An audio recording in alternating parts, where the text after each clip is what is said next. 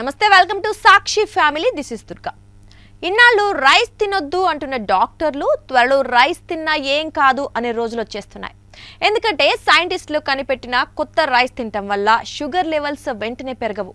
ఎందుకంటే ఆ రైస్లో గ్లైసెమిక్ ఇండెక్స్ తక్కువగా ఉంటుంది, ప్రోటీన్ పుష్కలంగా ఉంటుంది. దీని కంప్లీట్ డీటెయిల్స్ ఇప్పుడు చూద్దాం. మనందరం రైస్ తింటాం, కానీ తినే ప్రతిసారి ఒక డౌట్ మనల్ని వేధిస్తూ ఉంటుంది. టైప్ 2 డయాబెటీస్ వస్తుందేమో అని. కొంతమంది రైస్ తిన్నా వారికి ప్రోటీన్ లోపం వల్ల ఆయాసం, బలహీనత వంటి సమస్యలుంటాయి.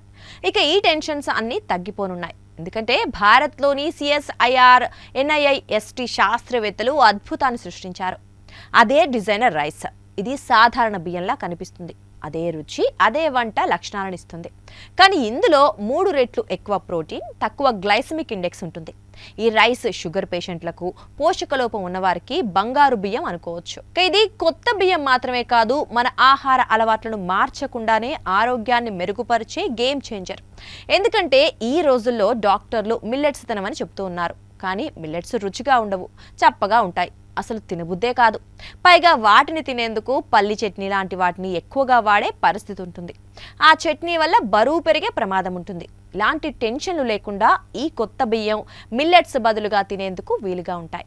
హైదరాబాద్ లేదా విజయవాడలోని ఒక కుటుంబం రోజు దీన్నే అన్నంగా తింటే వారికి డయాబెటీస్ కంట్రోల్లో ఉంటుంది, రక్తహీనత తగ్గుతుంది, బలం పెరుగుతుంది.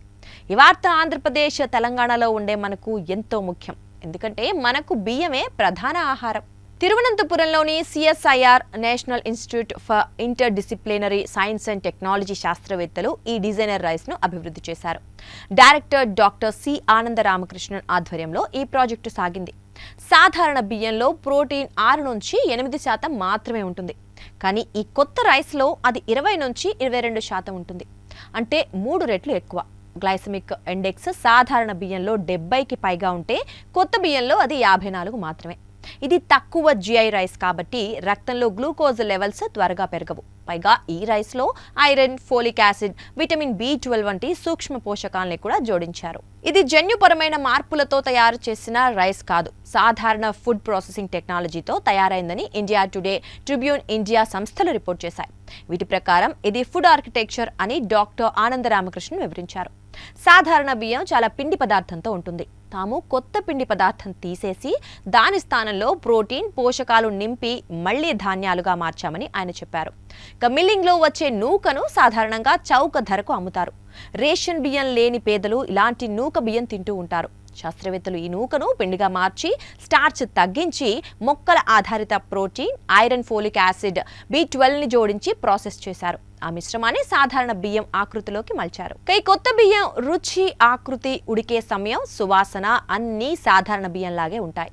వీటిని ఫోర్టిఫైడ్ రైస్ లా కలపాల్సిన అవసరం లేదు, నేరుగా వండి తినొచ్చు. ఈ బియ్యంపై మానవ ట్రయల్స్ కూడా పూర్తవడంతో ఇప్పుడు వాణిజ్య ఉత్పత్తికి ఈ బియ్యం తయారవుతున్నాయి. అందువల్ల త్వరలోనే మనం ఈ డిజైనర్ రైస్ ని షాపులు, సూపర్ మార్కెట్లో చూస్తాం. ఈ బియ్యం కూడా సాధారణ బియ్యం ధరలకే లభిస్తే అందరూ కొనుక్కుంటారు, లేదంటే డయాబెటీస్ బాధితులు కొనుక్కునే ఛాన్స్ ఉంటుంది. ఈ రైస్ కారణంగా డయాబెటీస్ బాధితులు రైస్ తినే అలవాటును మార్చుకోవాల్సిన అవసరం ఉండదు. పైగా ఈ రైస్ చవకైన నూక నుంచి తయారు చేయటం వల్ల ధర తక్కువగానే ఉండొచ్చు.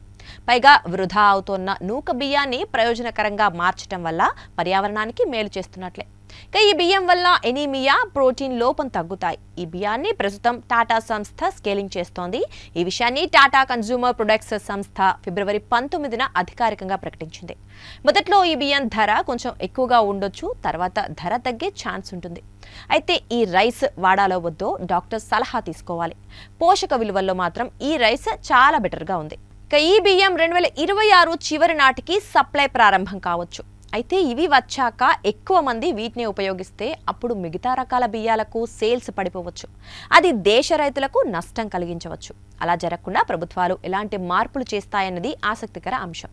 ఈ పోషకాల బియ్యాన్ని ఎక్కువ మందికి అందుబాటులోకి తెస్తే డయాబెటీస్ కేసులు తగ్గే అవకాశం ఉంటుంది. అది ప్రభుత్వాలకు, దేశానికి కూడా మంచిదే. ఈ బియ్యాన్ని జన్యు మార్పులతో చెయ్యలేదు కాబట్టి సైడ్ ఎఫెక్ట్స్ భయం ఎక్కువగా ఉండదు. అయితే దేశవ్యాప్త పంపిణీ కోసం భారీ ఎత్తున ఉత్పత్తి చేయాల్సి ఉంటుంది. ఇది అసలైన సవాలు. అయితే ఈ బియ్యం చవక ధరకు లేదా ప్రస్తుత ఇతర బియ్యంల ధరకు లభిస్తేనే దీనికి ప్రాధాన్యం ఉంటుంది. లేదంటే ప్రజలు సాధారణ బియ్యాన్నే వాడే పరిస్థితి ఉండొచ్చు. సాక్షి టీవీ ప్రసారాలను నిలిపివేయడం చట్టరీత్యా నేరం. సాక్షి టీవీ ప్రసారాల కోసం మీ స్థానిక కేబుల్ ఆపరేటర్ని వెంటనే సంప్రదించండి. డిటిహెచ్లో, ఇంటర్నెట్లో కూడా సాక్షి టీవీ ప్రసారాలను వీక్షించవచ్చు.